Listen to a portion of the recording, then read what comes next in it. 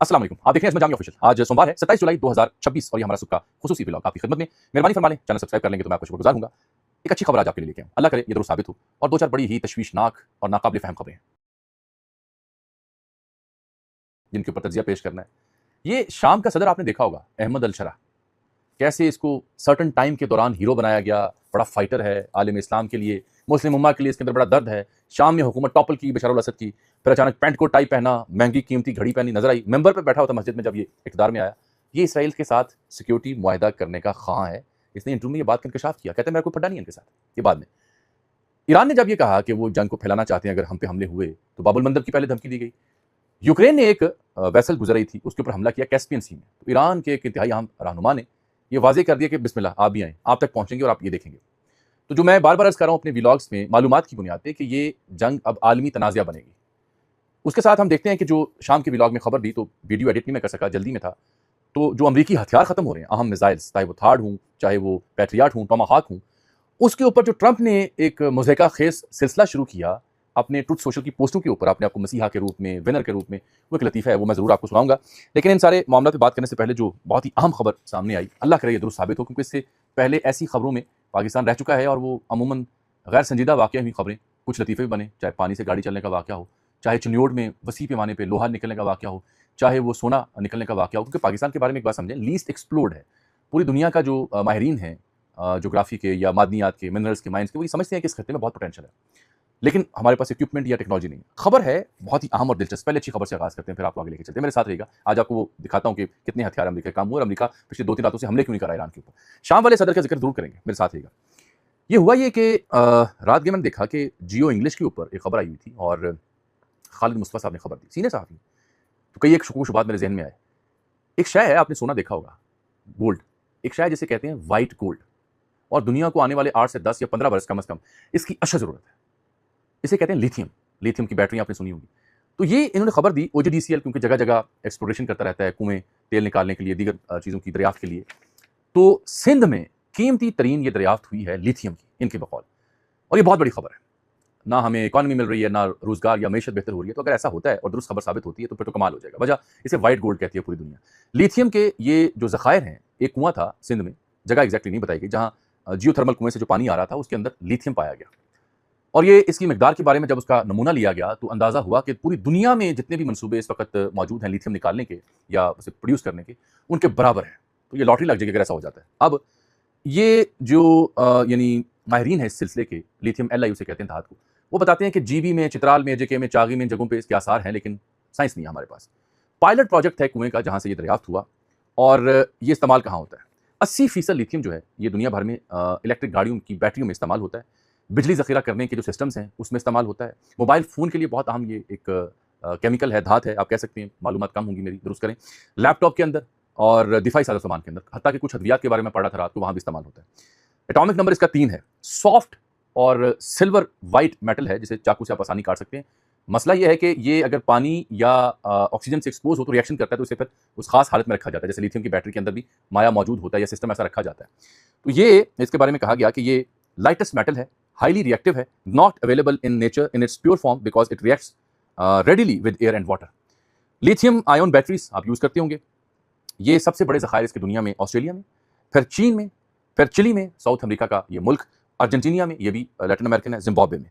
कंपनियां जो लिथियम निकालती हैं जिसके ऊपर माहिर हैं, उसमें सबसे नंबर 1 है अमेरिकी कंपनी। वो ज़रीबा जहाँ मिलेगा चले जाएंगे।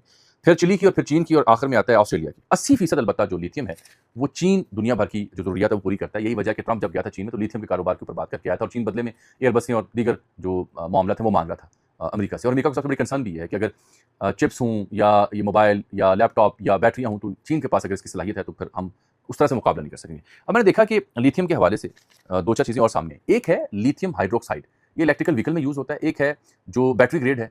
2022 की एक स्टडी मुझे बता रही थी कि उस वक्त 2022 में जो बैटरी के लिए यूज़ होने वाला लिथियम था वो $80,000 फी टन था। अब कीमत क्योंकि बेशुमार जगह से निकलना शुरू हो गया तो 8 से 12,000 डॉलर फी टन हो चुकी है। महंगी शय है, सफ़ेद सोना है, बरामद होता है अल्लाह के फजल से, तो बड़ा करम होगा। लतीफ़ा ये था या वाक़या ये था कि कभी पानी से गाड़ी चली हमारे यहाँ। कभी आपको याद है, मेरे ख्याल 2015 में जनवरी, फरवरी या मार्च का वाक़या होगा। उस वक्त नवाज शरीफ साहब जो है वज़ीर आज़म थे पाकिस्तान के, तो वो चनियोट गए थे। वो मेरा ख्याल है आसमानी कलर का रिवायती सलवार कमीज़ पहना हुआ है, डॉक्टर समर मुबारक मंद और राना सनाउल्लाह और दीगर खड़े हैं, आप देख सकते हैं। तो पता चला जी यहाँ पे बड़ा शानदार लोहा बरामद हुआ है नीचे चनियोट के, रजुआ का इलाका था मेरा ख्याल है। मैं उन दिनों दुनिया टीवी में होता था, मुझे याद है बड़ी ट्रांसमिशन हुई, बड़े तबसरे हुए, वो कितने रह गया। फिर हमें पता चला कि फलां जगह से फलां शय मिल गई। तो खदशा सिर्फ ये है, अल्लाह करे खबर दुरुस्त हो, कमाल हो जाएगा। अब आ जाए जो दूसरी अहम तरीन शय है, कल शाम के व्लॉग में आपसे अर्ज किया था कि ये जो जुमे और हफ्ते के दरमियानी शब ईरान के ऊपर अमेरिका ने हमले नहीं किए, या हफ्ते और इतवार की शब हमले नहीं किए, या कल रात भी ऐसा नहीं हुआ, तो उसकी कई एक वजूहात हैं। लेकिन एक बुनियादी वजह जो वॉल स्ट्रीट जर्नल और दीगर इदारों ने खबर ब्रेक की, जुमे को एक नशिस्त हुई थी ट्रंप की, जनरल डैन केन के साथ जेडी वैंस और दीगर मौजूद थे। एक साहब और भी हैं, ये जनरल एडमिरल ब्रैडली कूपर उन्हें कहते हैं। ये मशरक़ वुस्ता में मौजूद इसका अहम तरीन फौजी रहनुमा है अमेरिका का। तो बराक रेवर्ड ने एक्सियोस के लिए खबर ब्रेक की, जो कल शाम हमने व्लॉग में डिस्कस की थी, कि असल में इसकी सुजेशन थी कि हम बमबारी जो है ईरान के आबने हुर्मज़ या साउथ ईरान में, वो बंद कर दें, क्योंकि ये उस लिमिट तक जा चुकी है जिसका असर नहीं हो रहा, नताइज नहीं निकल रहे। ये उनके जर्नैल या एडमिरल जब ये बातें तस्लीम करें और जुमे को मीटिंग में कहें कि हमारे डिप्लीट हो रहे हैं असासे, महंगे तरीन हथियार जो बना रखे थे बर्तरी के लिए, वो खत्म हो रहे हैं, उनकी पैदावार दोबारा करेंगे तो वक्त लगेगा। तो उसका ग्राफ दिखाता हूँ, क्योंकि कल शाम में उसके ऊपर बात कर चुका था। ग्राफ देखने के लिए जो लोग विजुअल देखना चाहते हैं, ये वॉल स्ट्रीट जर्नल से लेकर कई इदारों ने इसका ग्राफ छापा है। मिसाल के तौर पर सबसे अहम हथियार उनके पास टोमाहाक मिसाइल है, ये 3100 के करीब इनके पास मौजूद थे, और ये 1000 से ज़्यादा यूज़ हो चुके हैं। एक तिहाई कुछ चीज़ें, कुछ निस्फ और कुछ 80% इस्तेमाल हुई हैं, और ये वो हैं जो कम अज़ कम 1 से $1.5 मिलियन का एक हथियार है, और ज़्यादा से ज़्यादा ये 4 से 12 से 15 बिलियन तक जाता है। जिसी तरह से एक JSSM है, जो कि joint air surface to missile वाली कहानी होती है, वो 4400 थे, वो 1100 से ज़्यादा इस्तेमाल हो चुके हैं। एक और है PRSM, ये 90 थे, ये 40 से 70 इस्तेमाल हो चुके हैं। SM-3 410 थे, 250 इस्तेमाल हो चुके हैं। थर्ड, जो इनका सबसे बड़ा सुपीरियर सिस्टम है एयर डिफेंस का, वो 360 थे, ये 290 इस्तेमाल हो चुके हैं। और पैट्रियट जो दुनिया का सबसे महंगा तरीन सिस्टम है, ये 2330 थे, और ये 1430 इस्तेमाल हो चुके हैं। तो ट्रंप को जब मशवरा दिया गया कि जनाब ये कार्रवाई है, और खबरें जब छपी, तो ट्रंप को आप समझें एक बात, जब भी उसके बारे में कुछ बताया जाएगा कि इसकी यानी हमला नहीं कर सकता, या इसके मिसाइल खत्म हो रहे हैं, या ये जंग हार गया, तो वो ऐसी चीज़ें ट्रुथ सोशल पर पोस्ट करेगा जो बड़ी मज़ाक़ खेज़ होती हैं। मिसाल के तौर पर चंद झलकियाँ देख लें, लतीफ़े के तौर पर उसने ट्रुथ सोशल के ऊपर कल बेशुमार पोस्टें की, वो छपी दुनिया में। कभी कहता है मैं गार्डियन ऑफ द वर्ल्ड हूँ, दुनिया का मसीहा हूँ, मुहाफ़िज़ हूँ। कभी कहता है हमने खर्ग आइलैंड पे हमला करना है। कभी कहता है इट्स आवर ऑयल टैंकर, एक टैंकर पे खड़ा है कि जी ईरान से जो नहीं गुजर पा रहा, ये हमारे, हम कब्जा करेंगे। कभी वो कहता है जॉर्ज वाशिंगटन को बचाने वाला वो है, नीचे से गिर रहा है, रॉक से उसे पकड़ रहा है। तो अजीबो-गरीब जब ये बातें करे, तो उसे समझें कि खबरें दुरुस्त होती हैं। अब आ जाते हैं जो अहमद अल-शरा है उसके ऊपर। अहमद अल-शरा साहब अचानक मंजर आम पर आते हैं, और आपको याद होगा कि ये अबू मोहम्मद अल-जुलानी के नाम से मशहूर थे। और हम ऐसे जब लोग देखते हैं, करैक्टर देखते हैं, तो लामुहल्ला बड़ी वाबस्तगी इख्तियार करते हैं कि फाइटर है, फलां है, ढमकान है, ऐसा है, वैसा है। हकीकत ये है, मैं अपने देखने वालों की खिदमत में अर्ज़ करूँ, कि इनमें से अक्सर किरदार इंस्टॉल्ड कठपुतलियाँ और मोहरे साबित होते हैं। कुछ शुरू से, कुछ अपनी पीक पे जाकर, कुछ बाद में। He is one of them. वजह, जितने भी लोग इनसे मोहब्बत करते हों, उनसे मुझे इज़हार अफ़सोस है। ये अल जज़ीरा के ऊपर इसने जो बात की, ये कहता है जी इसराइल के साथ सिक्योरिटी मुआहदे के लिए हम तैयार हैं, और मुआहदे में कई ममालिक शामिल होंगे। मुआहदे का मकसद जो गोलान की पहाड़ियों से दस्तबरदारी नहीं है, तो खैर हुमी पर स्टेटमेंट है, आपको याद होगा 1973 में इसराइल ने कब्जा किया था गोलान की पहाड़ियों के ऊपर। और कहता है शाम जो है, ये इसराइल के साथ किसी भी तनाज़े में नहीं जाना चाहता, और शर्त क्या रखता है, मेरा नाम जो दहशतगर्दों की फहरिस्त है उससे खारिज किया जाए। कैसे कैसे बुत तराशते हैं आप, हुर्रियत के नाम पे, जज्बे के नाम पे, नारे के नाम पे, और फाइट के नाम पे करतूत क्या निकलती है, कठपुतली। मुझे तो वो वक्त नहीं भूलता जब ये बना, यानी बशर अल-असद की हुकूमत जब खत्म की गई, तो ये इक़्तिदार में आया। बताता हूँ किस जमात से इसका ताल्लुक था। तो ये जब मेंबर पे बैठा है, तकरीर कर रहा है, नारे लगे वहाँ पे, और जब ये इंटरनेशनली आना जाना इसने शुरू किया, चाहे वो ट्रंप से इसकी पहली मुलाकात हो, यहाँ मशरक़ वुस्ता में, सऊदी अरब गया था, पैंट को टाई अचानक पहनी जाती है, और फिर साथ बड़ी कीमती घड़ी वो दिखाई दी वहाँ पे। मेरी वैसे कीमती नहीं है, सस्ती है घड़ी। अबू मोहम्मद अल-जुलानी साहब जो हैं 1982 में पैदा हुए, शामी उन्नयात थे, रियाज़ में थे। तो उन्होंने पहले जुबहातुन नसरा नामी एक तंजीम बनाई, जो बाद में HTS बन गई, जिसे हम कहते थे हयात तहरीरुल शाम। इसके ताने बाने कलादम जो थी अल-कायदा, उसके साथ थे, उससे डिस्टेंस इख्तियार किया। इसने फ़ाइट की 2024 में, मेरा ख़्याल है बशर अल-असद से इसने इसकी हुकूमत गिराने में मदद दी, क्योंकि वहाँ पे कई फोर्सेस आ चुकी थी। शाम एक बहुत बड़ा जंग का मरकज़ था, रूसी नवाज़, ईरानी नवाज़ पावर्स भी थी, और अमरीका और दीगर क़ुव्वतें भी वहाँ बरसर पैकार थी। ईंधन अवाम बनते हैं, मुसलमान बनते हैं। तो फिर ये 2025 में जनवरी में सदर बना। ट्रंप इससे मिला था 14 मई 2025 में रियाज़ के अंदर, और वहाँ इसने कहा था ट्रंप ने कि जी आप आ गए हैं, बिस्मिल्लाह, शाम पर जो आयत पाबंदियाँ वो ख़त्म कर देंगी। फिर नेटो का समिट अभी हालिया दिनों हुआ अंकारा में, तुर्किया में, वहाँ भी ये मिला। पॉडकास्ट में भी करता है, इंटरव्यू भी देता है। ये कठपुतली जो सिस्टम है वो आपके सामने आ रहा है। बार-बार मैं कह रहा था कि Narendra Modi, Israel, UAE, Greece जिसे आप यूनान कहते हैं, और साइप्रस जिसे आप कब्रस कहते हैं, या सोमालीलैंड जो अंदर से सोमालिया के अंदर से पैदा किया गया, वहाँ इन लोगों का एक इत्तेहाद बन रहा है। जैसे पाकिस्तान अगर कुवैत और सऊदी अरब के साथ मुआहदे कर रहे हैं, तुर्की के साथ, तो वहाँ एक पैरेलल इत्तेहाद बना है। अलमिया ये है कि इसमें बरादर इस्लामी मुल्क हिस्सा बन रहे हैं, मज़हब के नाम पर वो ताने बाने इसराइल के साथ जोड़ रहे हैं। ये थी अहमद अल-शरा की कहानी, ये आप याद रखिएगा। अब आ जाते हैं वो जो कैस्पियन सी के ऊपर। हुआ ये कि 24 से 48 घंटे पहले कैस्पियन सी में एक रूसी वेसल जा रही थी, टैंकर जा रहा था। इतला मगरबी मीडिया ये देता है कि वो ईरान के लिए कुछ साजो सामान लेके जा रहा था। हालांकि ईरान ने तस्दीक कर दी कि हाँ जी 3 माह की सीज़फायर के दौरान हमने ये डिफेंस सिस्टम तगड़ा किया, सामान मिला है।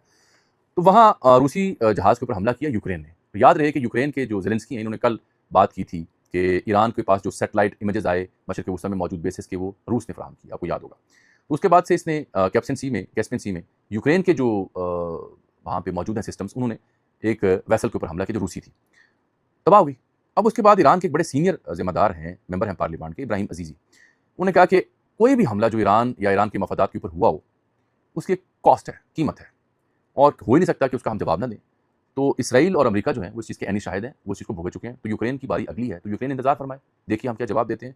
क्योंकि अगर फहरिस्त में एक नए दुश्मन का इजाफा होना है तो बिस्मिल्लाह, फिर उनके जो रेंज है मिसाइलों की, उसमें अगर आप देखें तो ये इसमें फॉल करता है, माँ सिवाय अमेरिका के, वहाँ तक अभी उनके पास सिस्टम नहीं है। लेकिन ये ज़ेलेंस्की जो उठा था, इसकी तहरीक का मकसद था कि ये मशरिक़ वुस्ता के ममालिक को अपना सौदा बेचना चाहता है, जो एंटी ड्रोन सिस्टम है, सस्ते, वहाँ पे 200 से ज़्यादा मैंने बताया था आपको, एक्सपर्ट्स उनके पहुंचे हुए हैं। तो अपना सौदा बेचा जा रहा है, जिसके पास जो है वो बेच रहा है। इसीलिए अर्ज़ कर रहा हूँ कि ये आलमी तनाज़ा बन चुका है। मुख्तलिफ पावर्स इस तनाज़े को ख़त्म करने के बजाय अपना अपना जो मंजन है, स्ट्रेंथ है या अपनी पोजीशन है, उसको तगड़ा करने के ऊपर गौर फरमा रहे हैं। जाने से पहले पोली मार्केट के ऊपर एक खबर आई, ये जो मियामी में बुनियाद रखता है बंदा जैक्सन हिंकले, वो कि ये पेड काम भी करता है।